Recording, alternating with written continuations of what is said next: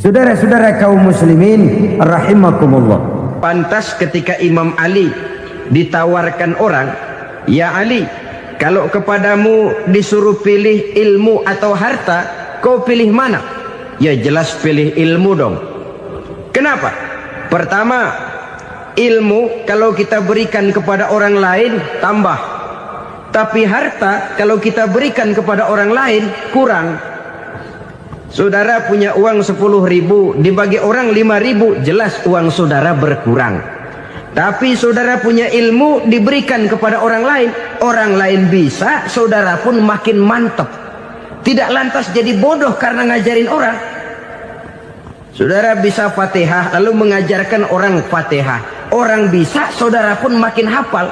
Tidak lantas setelah diajarin orang ilmunya hilang. Begitu datang dia minta orang, tolong ajarin saya Fatihah, udah habis, nggak ada.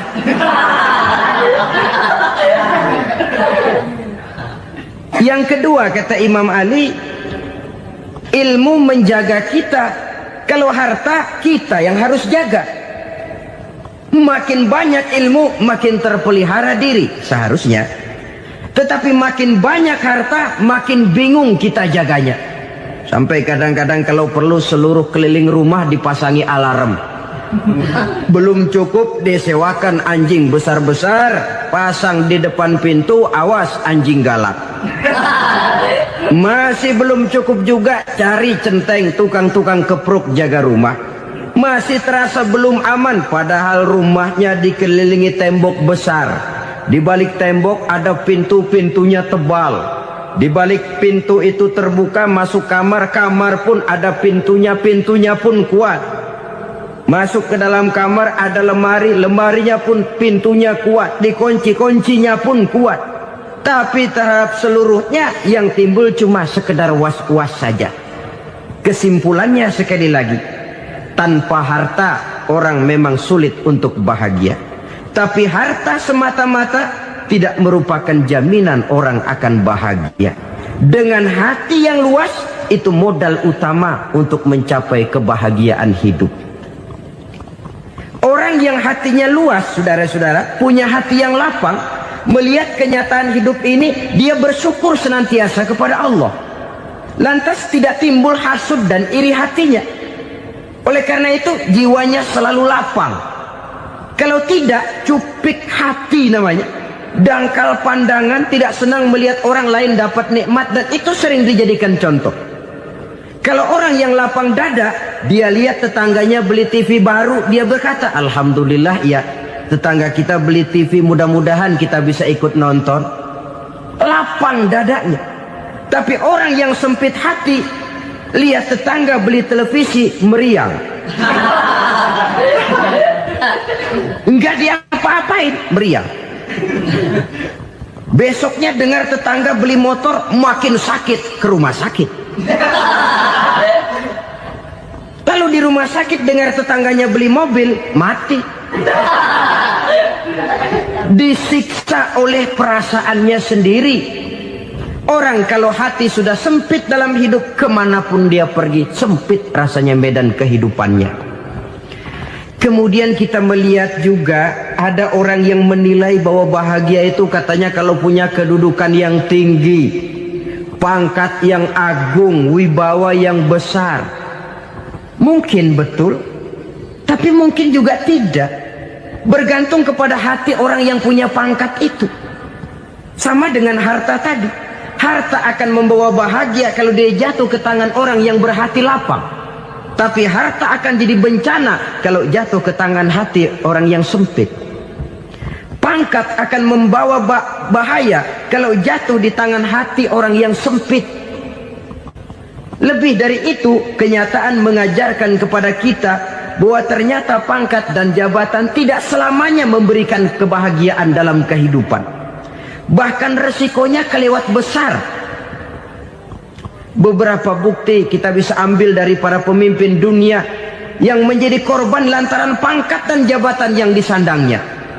Saudara ingat Presiden Abraham Lincoln dan John Kennedy dari Amerika? Dibunuh orang.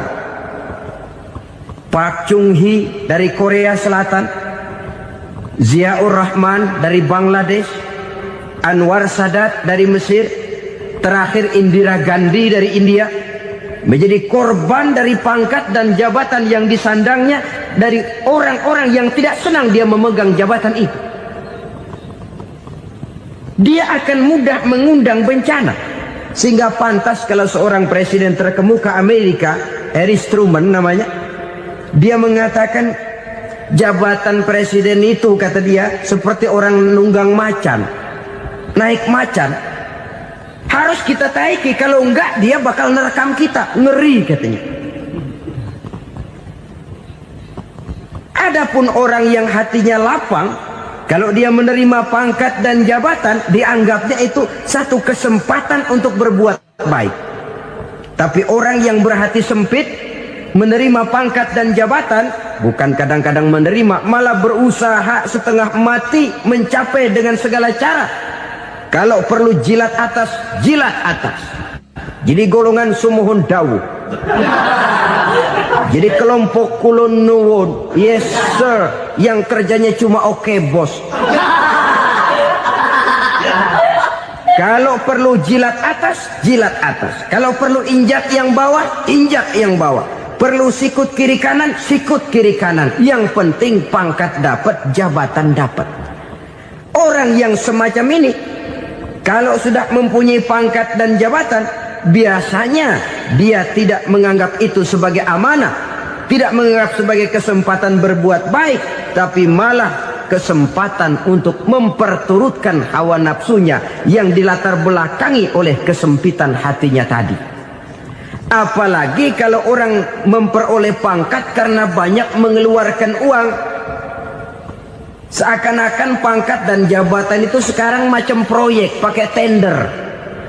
Siapa yang berani bayar segini, naik. Nggak berani, minggir.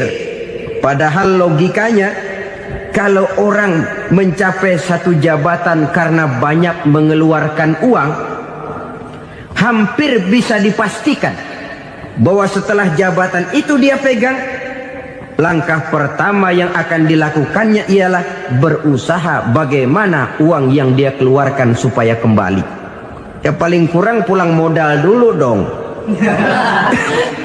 Soal mikirin rakyat soal nanti, tapi ini modal harus pulang. Itu celakanya kalau orang memperoleh pangkat dan jabatan cuma karena banyak mengeluarkan uang. Jarang orang yang mempunyai keyakinan dan pandangan bahwa pangkat dan jabatan merupakan amanah. Jadi sekali lagi, pangkat dan jabatan mungkin saja membawa kebahagiaan kalau jatuh ke tangan orang yang berhati lapang. Tapi bisa jadi bencana kalau dia jatuh ke tangan orang yang mempunyai hati yang sempit. Dan lagi-lagi stresnya hati yang lapang. Lalu sebagian orang, saudara, ada yang berpandangan katanya bahagia itu kalau jadi orang terkenal, mempunyai popularitas, menjadi idola di kalangan remaja, di kalangan orang tua, di segala lapisan masyarakat. Padahal makin populer orang makin terikat dia. Ya kalau macam kita ini kan nggak punya nama, nggak populer, tengah malam buta mau nongkrong di warung Tegal aman. Tapi pangkat, jabatan, kedudukan, popularitas menyebabkan kita diikat dengan berbagai macam peraturan. Cuma mandi sama ke WC saja yang nggak dikawal.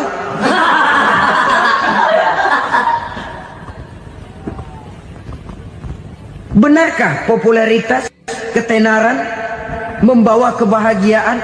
Mungkin. Ya, tapi mungkin juga tidak. Kenapa? Banyak orang-orang populer yang mengakhiri hidupnya secara tragis. Kita ambil beberapa nama. Di Amerika tahun 60-an ada bintang seksi paling terkenal yang dijuluki seks bom. Bom seksi. Sampai sekarang jadi legenda, namanya Marilyn Monroe. Singkatan doublenya itu inisialnya MM, Marilyn Monroe. Terkenal, top, sampai dia mati tahun 62. Namanya sekarang masih saja dibicarakan orang. Kenapa dia bunuh diri? Tidak punya hartakah dia? Banyak. Kurang populerkah dia? Seluruh dunia mengenalnya. Sejak rakyat kecil sampai pejabat tinggi dia punya hubungan. Kenapa? Jenuh. Dia terlahir dalam keadaan yatim. Setelah itu tidak lama dia berangkat remaja, ibunya meninggal. Pindah dari wanita asuh ke wanita asuh sampai 12 orang ibu angkatnya. Dan kekecewaan yang paling parah, setiap laki-laki yang dekat dengannya hanya seperti kapal berlabuh. Datang dan pergi silih berganti. Padahal dia merindukan seseorang yang bisa melindungi hidupnya. Dia rindukan itu dan dia tidak pernah menemukan. Itu yang akhirnya menyebabkan dia minum pil tidur kelewat dosis. Minum obat tidur kebanyakan. Ya tidur terus sampai sekarang.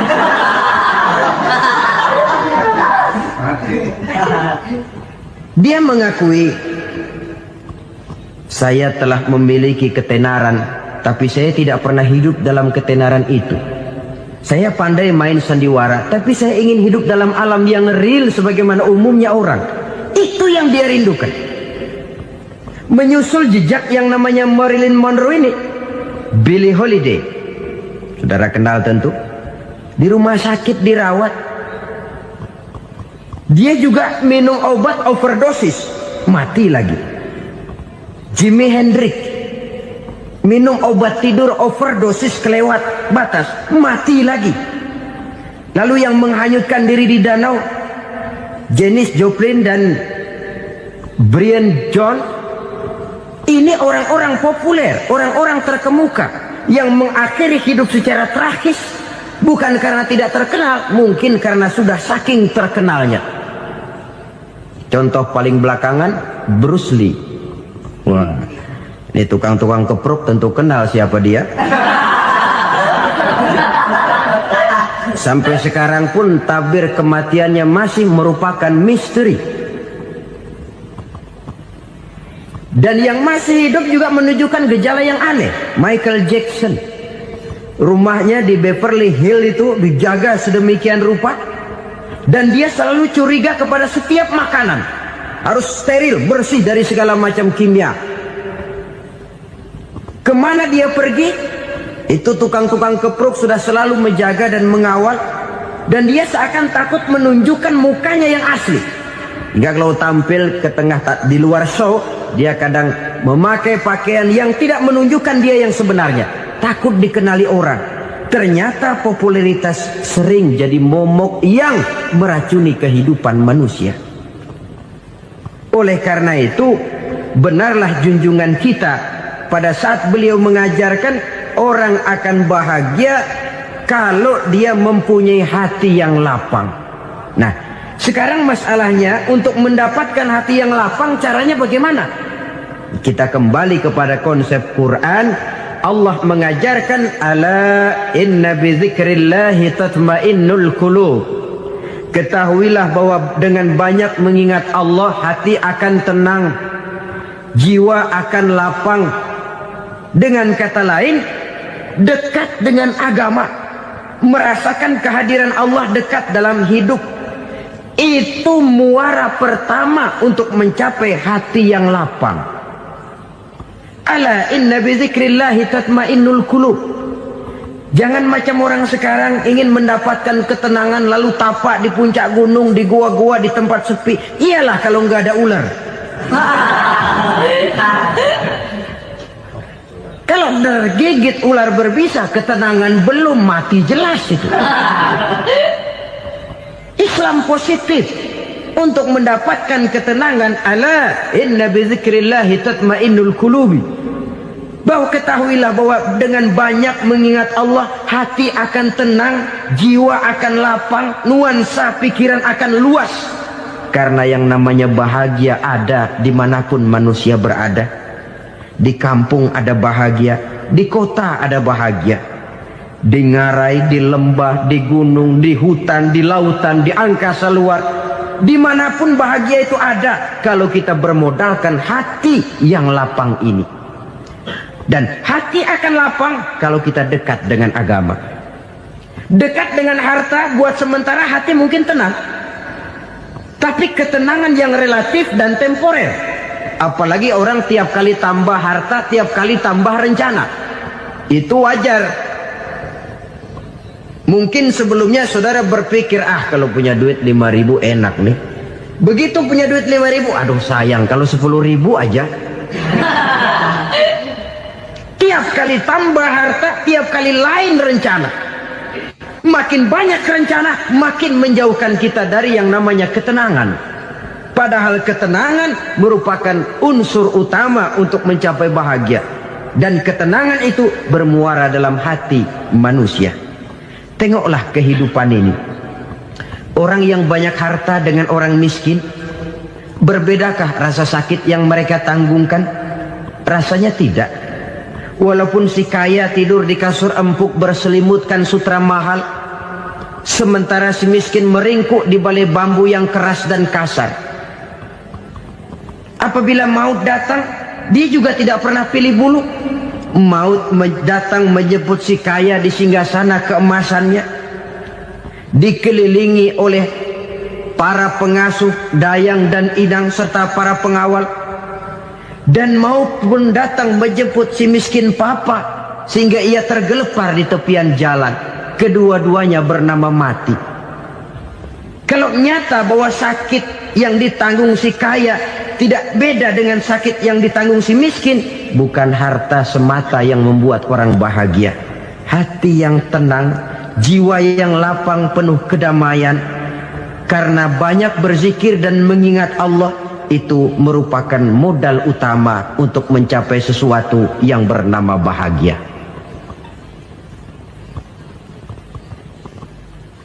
Saudara hadirin yang saya hormati, inilah yang pertama dari 4 ciri yang digambarkan oleh Nabi tentang tanda-tanda orang bahagia. Dan harus berangkat dari yang pertama ini, hati yang lapang. Ini yang harus kita miliki lebih dahulu, baru nanti akan menyusul kepada poin yang ketiga, kedua dan selanjutnya. Sebab kalau hati sudah terisi dengan jiwa yang lapang, seluruh persoalan insya Allah akan bisa kita atasi dengan sebagaimana mestinya. Yang kedua sekarang, tanda orang bahagia menurut baginda Nabi, markabun syariah. Orang bahagia itu, kata beliau, punya kendaraan biar cepat asal lancar. Artinya kemana dia mau pergi mudah. Apa maksud hadis ini? Kalau kita kaji lebih dalam, kendaraan itu kan alat transportasi. Transportasi tidak lain adalah usaha memudahkan komunikasi. Pindah dari situ kepada teori bahwa manusia adalah zon political, makhluk bermasyarakat yang tidak bisa memenuhi kebutuhan hidupnya secara sendirian. Kita memerlukan keberadaan orang lain dalam kehidupan ini. Untuk memakai baju saja kita sudah perlukan petani yang tanam kapas, pabrik yang memintal kapas jadi benang, pabrik yang menenun benang jadi kain, sampai kepada mesin jahit, sampai kepada tukang jahit. Itu cuma untuk memakai pakaian saja. Tidak seorang pun di antara kita yang sanggup memenuhi kebutuhan hidupnya secara sendiri. Kita perlu orang lain. Maka kebebasan dalam arti mutlak, kebebasan tanpa batas, itu tidak mungkin ada dalam kehidupan. Karena kita mengadakan yang disebut interaksi sosial. Setiap kegiatan kita tentu melibatkan orang lain. Menurut kita barangkali kita bebas jalan di jalan raya semaunya, tapi orang lain berkendaraan pun merasa bahwa ini ada juga jalan haknya, dan begitu selanjutnya. Oleh karena itu, maksud dari kendaraan yang cepat ini adalah khulato'uhu ma'as solihin. Lingkungan pergaulannya terdiri dari orang-orang soleh. Pergaulannya luas. Kemana dia pergi ada temannya. Kesulitannya ada tempat dia cerita. Dan kesulitan kalau sudah diceritakan kepada orang lain, taruh kata orang itu tidak bisa menolong, namun menceritakannya kepada orang yang kita percayai, kan paling kurang sudah mengurangi beban jiwa. mengurangi tanggungan batin, merasa masih ada tempat kita cerita. Maka lebih baik orang awam yang mau bergaul ketimbang orang setengah alim tapi ngunci pintu. Sebab nantinya akan timbul sikap picik, cupik pandangan, dan tidak luas menghadapi kenyataan dalam kehidupan ini. Namun yang harus kita garis bawahi, pergaulan memang mesti luas. Namun jangan sekali-kali lupa bahwa pergaulan sangat besar pengaruhnya dalam ikut membentuk kepribadian manusia. Sehari-hari bisa kita bilang, kalau kita dekat sama tukang minyak wangi, sekalipun nggak dibagi minyaknya, baunya tentu dapat. Betul? Tapi dekat sama tukang elas, walaupun nggak kena apinya, asapnya mesti kena.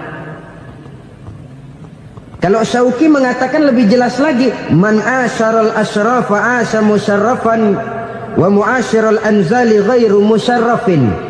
Awalam taral jildal hakira muqabbalan bisagri lamma sara jildal mushaf. Siapa yang bergaul dengan orang mulia, dia bakal ikut menjadi mulia. Tapi siapa yang berteman dengan orang hina, dia tidak bakal ikut menjadi mulia.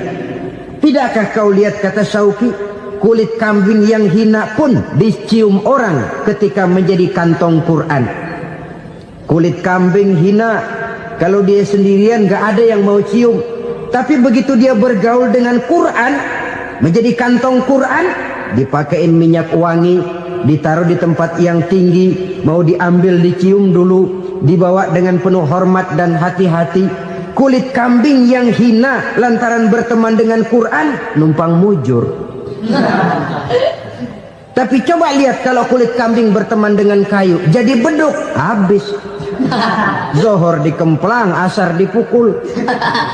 Itu pun sedikit saja, cuma salah milih teman.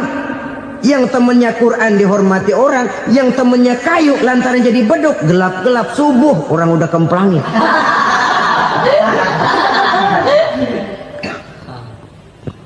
Maka terutama kepada adik-adik remaja yang masih mencari identitas diri, yang ibarat kaset masih kaset kosong, mudah diisi oleh apapun, pandai-pandailah memilih teman dalam bergaul. Karena banyak orang yang tadinya baik-baik, ketika terseret dalam pergaulan dengan orang yang tidak baik, kebaikannya menjadi lentur dan luntur.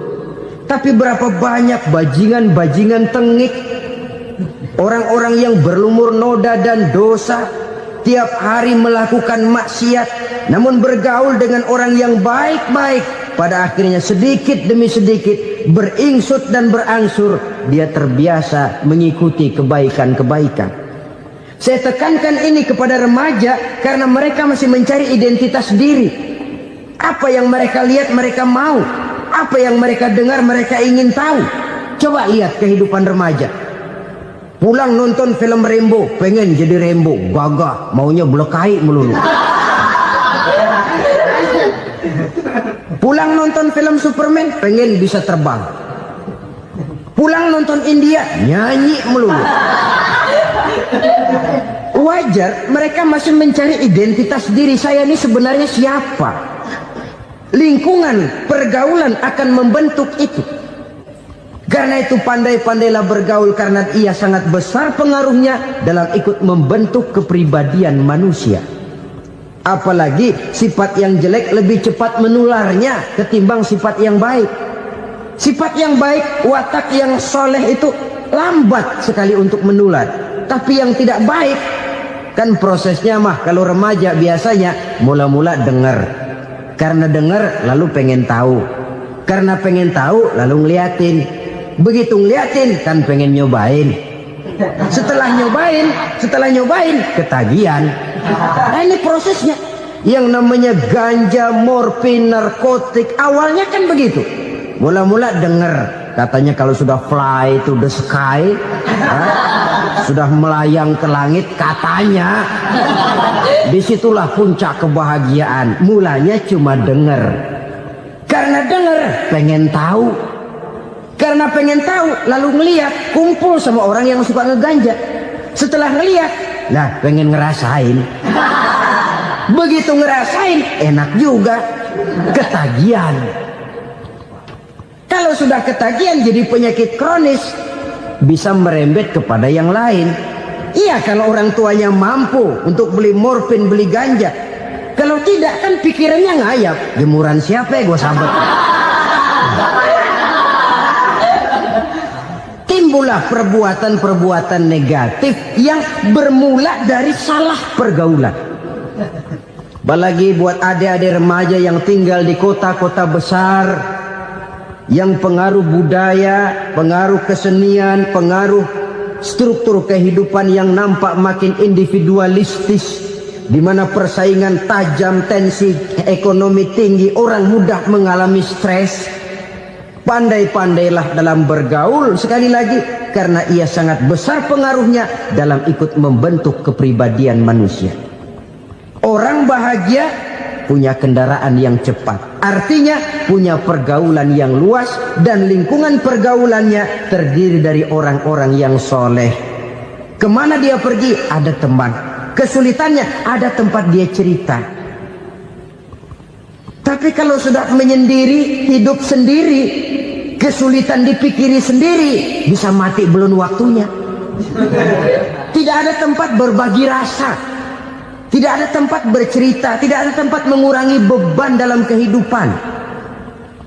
Pantas betul kalau Islam sangat menggalakkan dan menganjurkan orang kalau sudah sampai waktunya itu untuk melangsungkan nikah. Kata Nabi, ya ma'syaras syabab man istata'a minkumul ba'at falyatazawwaj. Hai para pemuda, kalau sudah mampu memberi nafkah, kawinlah, nikahlah kamu. Kenapa? Sudah ada teman hidup, tempat berbagi rasa. Kesulitan kalau ada tempat cerita akan lebih ringan ketimbang kita telan sendiri, walaupun bobot kesulitannya sama beratnya. Saudara-saudara kaum muslimin rahimakumullah, inilah ciri yang kedua, punya kendaraan biar cepat asal lancar. Kemana kita mau pergi gampang.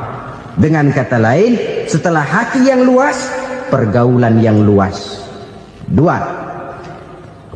Yang ketiga sekarang, tanda orang bahagia itu menurut Nabi, misbahun mudhi'un, punya lampu yang terang. Oh, itu enggak problem. Sekarang sudah zamannya listrik masuk desa, Pak. Lampu sudah terang semua. Betul, kalau itu yang dimaksud. Tapi tidak cuma itu. Karena lampu yang dimaksud di sini, lampu yang akan menerangi seluruh perjalanan hidup. Dan perjalanan hidup itu sudah dimulai sejak kita terlahir ke alam ini, sampai masuk ke alam barzah, kumpul di padang mahsyar, sampai ke akhirat. Lampu yang menerangi itu yang diperlukan. Kalau lampu, katakanlah yang paling top sekarang kan lampu jenis Mercury.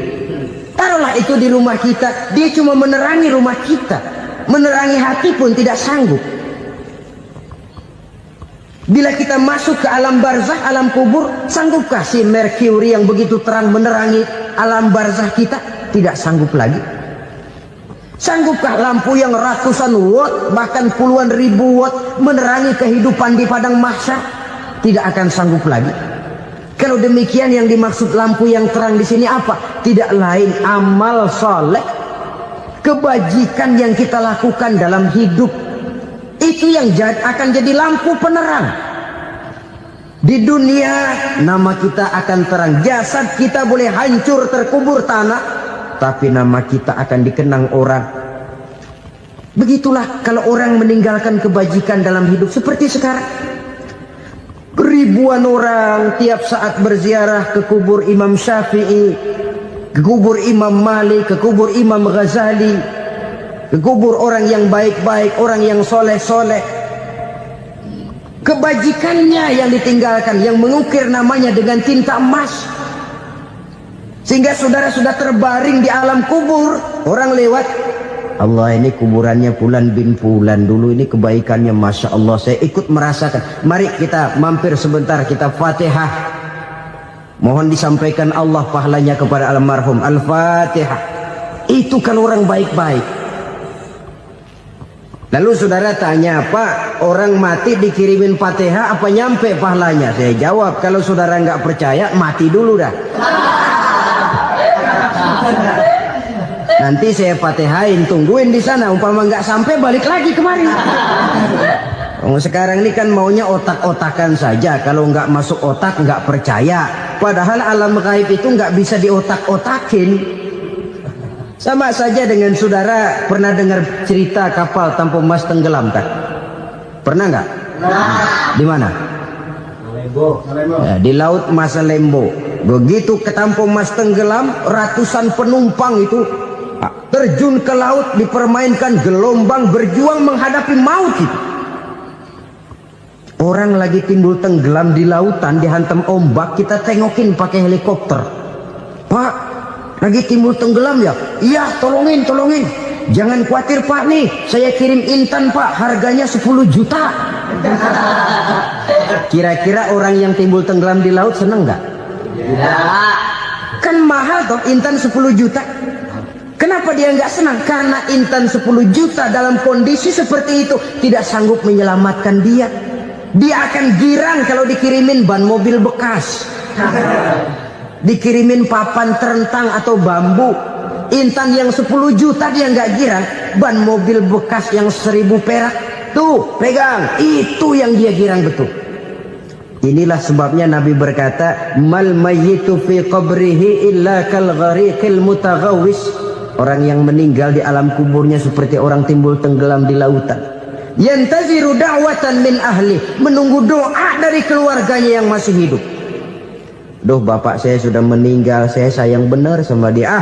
Kirimin kulkas ke kuburannya Itu sama saja dengan tadi orang tenggelam di lautan dikirimi intan yang harganya 10 juta, ndak sampai. Begitulah kalau kebajikan yang kita tinggalkan dalam hidup, sudah mati pun kubur kita masih diziarahi orang. Tapi kalau jahat yang kita tinggalkan, boro-boro lah orang mau doa lewat dekat kuburan kita juga serem. Tuh bajingan no, dulu mati dipendem di situ tuh. Jangan lewat situ, ntar kesurupan, jangan. Lewat saja orang ngeri. Konon lagi membacakan Fatihah dan mengirimkan doa. Hidup pada hakikatnya adalah kesempatan untuk berbuat baik. Maka sekali kesempatan itu diberikan, manfaatkan dengan sebaiknya. Sebab kesempatan kedua tidak akan pernah ada. Kesempatan berbuat baik di sini, di akhirat sudah pembalasan namanya. Sekali kesempatan itu dicabut, dia tidak akan pernah dikembalikan lagi. Kata Iqbal, hidup tidak mundur ke belakang, Bung. Berhenti diinjak orang, mundur hancur. Tidak ada kata mundur dalam hidup ini. Berhenti diinjak orang, mundur kecebur. Tidak ada kata lain. Harus maju dalam kehidupan, dalam artian yang positif. Hidup adalah kesempatan untuk mengumpulkan kebajikan yang sebanyak-banyaknya. Di situ nilai daripada manusia. Sekarang ini memang nggak kelihatan kok, orang yang banyak pahala sama yang banyak dosa nggak kelihatan kok. Barangkali kalau habis bikin dosa palanya pada benjol, mungkin orang takut sama dosa. Tapi sekarang sama saja, orang yang banyak dosa dengan yang nggak banyak dosa jalan bareng dari belakang, sama, nggak kelihatan beda. Tapi ada waktunya di mana pahala memegang peranan, di mana dosa diperlihatkan. Sama saja kalau kita bawa mobil siang, lampu kan nggak begitu berfungsi. Apa lalu bilang, alah ini lampu berat-beratin, copot-copotin aja dah. Tidak perlu begitu. Kenapa? Pada satu saat malam senja akan datang. Bila matahari terbenam, senja pun datang, gelap mulai merayap, disitulah baru terasa perlunya lampu. Pahala begitu. Sekarang orang yang nggak ada pahalanya nggak kelihatan dalam kehidupan. Tapi pada satu saat senja kehidupan akan datang. Ajal merenggut nyawa, malam merayap, dan hidup mulai diliputi kegelapan di alam barzakh. Dikala itu kalau nggak punya lampu, alangkah malangnya kita. Sebab amal yang baik, kata Nabi, di alam barzakh itu akan diciptakan menjadi perempuan yang cantik menemani kita. Amal yang jahat akan menjadi orang yang paling jelek nemenin kita. Udah di tempat gelap yang nemenin jelek.